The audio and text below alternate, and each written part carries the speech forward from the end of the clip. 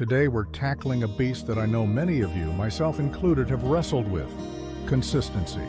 You start a new habit, going to the gym, writing daily, learning a language with a huge burst of motivation. The first week is great, maybe even the second, but then life happens. You miss one day, then another, and suddenly you're right back where you started, wondering, why is this so hard? What's wrong with me? Let me tell you something. There is absolutely nothing wrong with you. The struggle for consistency is a universal human experience. Our brains are literally wired to seek comfort and conserve energy, which makes sticking to new, difficult things a real uphill battle. We're fighting against our own biology. Plus, we live in a world of instant gratification. We want to see results now. When we don't see that six-pack after a week of salads or become fluent in Spanish after a month of Duolingo, our motivation takes a nosedive. We think, what's the point? And the cycle of starting and stopping begins all over again. It's a frustrating loop, isn't it? You feel that initial spark of hope followed by the slow burn of disappointment. But what if I told you that breaking this cycle isn't about having superhuman willpower? It's about having the right strategy. Today, we're not just going to talk about the problem, we're going to solve it. I'm going to share 3 simple, actionable fixes that will fundamentally change how you approach your goals and make consistency feel less like a chore and more like a natural part of your day. These aren't magic pills, but they are powerful psychological shifts that work. So if you're ready to finally break the cycle and build habits that actually stick, you're in the right place. Let's get into it. The first and arguably most important fix is to make it ridiculously easy. I mean, so easy it feels silly. We often fail because our initial goal is way too big. We say, I'm going to work out for an hour every day, when we haven't been to the gym in years. That's a recipe for burnout. The key is to shrink the habit down to its smallest possible version.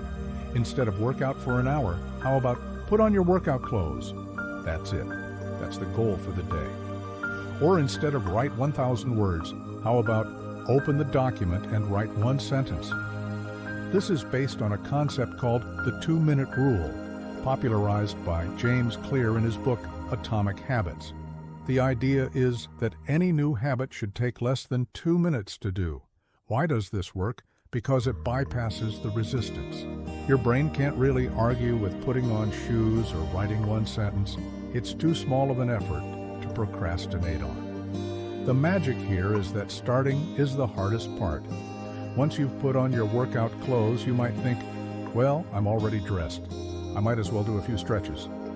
Once you've written 1 sentence, you might find a second one flows easily. The action itself creates momentum. The goal isn't to run a marathon on day 1. The goal is to become the type of person who doesn't miss workouts. And that identity starts with the simple act of showing up, even for just 2 minutes. So, take whatever habit you're struggling with and shrink it. Make it so easy you can't say no. The second fix is to stop relying on motivation and start designing your environment for success. Think of motivation as a flaky friend. It shows up when it feels like it, full of energy and excitement, but it's nowhere to be found on a rainy Tuesday morning when you're tired. If your system for consistency depends on feeling motivated, you're going to fail. A better approach is to make your desired habits the path of least resistance. This is all about engineering your surroundings to nudge you in the right direction. Want to drink more water? Don't just hope you'll remember. Fill up a giant water bottle and place it directly on your desk, right in your line of sight. Now, not drinking it requires more effort than drinking it. Want to read before bed instead of scrolling on your phone? Leave your phone to charge in another room and place a book on your pillow. You've just created a barrier to the bad habit and an invitation to the good one. This is called choice architecture. You're not eliminating the choice to be inconsistent, you're just making the right choice the easiest, most obvious option. Take a look around your home, your office, your digital spaces. How can you add cues for your good habits and remove triggers for your bad ones? If you want to stop eating junk food, don't keep it in the house.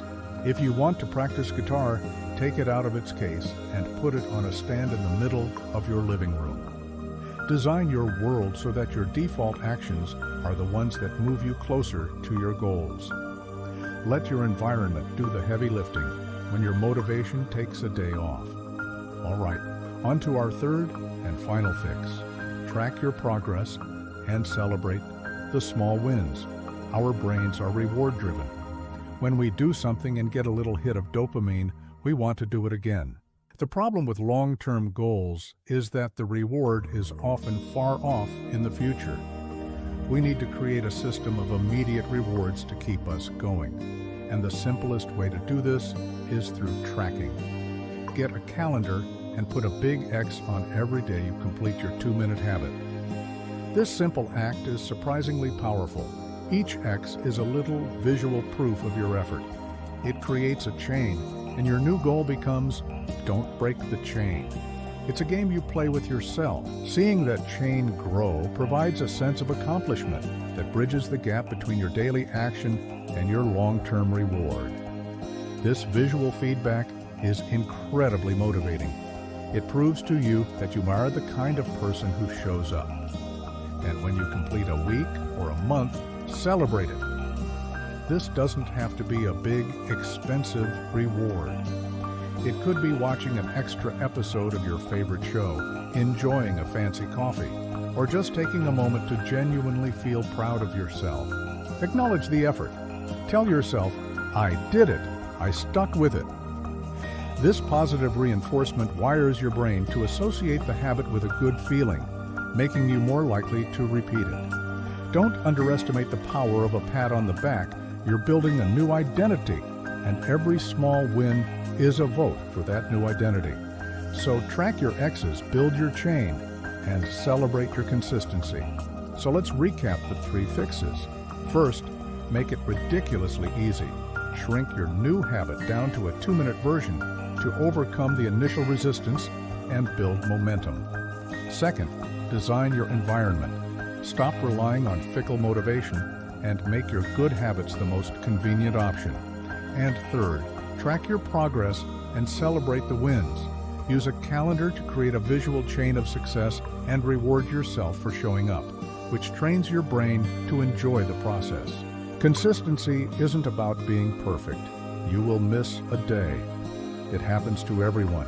The crucial rule is never miss twice. If you miss a workout on Monday, make it an absolute non-negotiable priority to get back on track on Tuesday, even if it's just for 2 minutes. 1 missed day is an accident. 2 is the start of a new, unwanted habit. The goal is not a perfect streak, but a resilient system. It's about getting back up quickly and not letting one slip up derail all your progress. By combining these 3 strategies, making it easy, designing your environment, and tracking your wins, you're not just hoping for consistency, you're building a system that makes it inevitable. You're replacing the cycle of guilt and failure with a cycle of action and achievement. Thank you so much for watching. I truly hope these tips help you break your own cycles and build the consistent habits you've been dreaming of. It's a journey, not a sprint, so be kind to yourself along the way.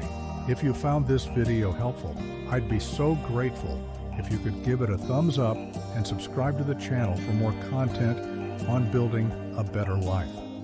And I'd love to hear from you in the comments. What's one habit you're going to apply the 2-minute rule to starting today? Let's support each other. Thanks again, and I'll see you in the next one.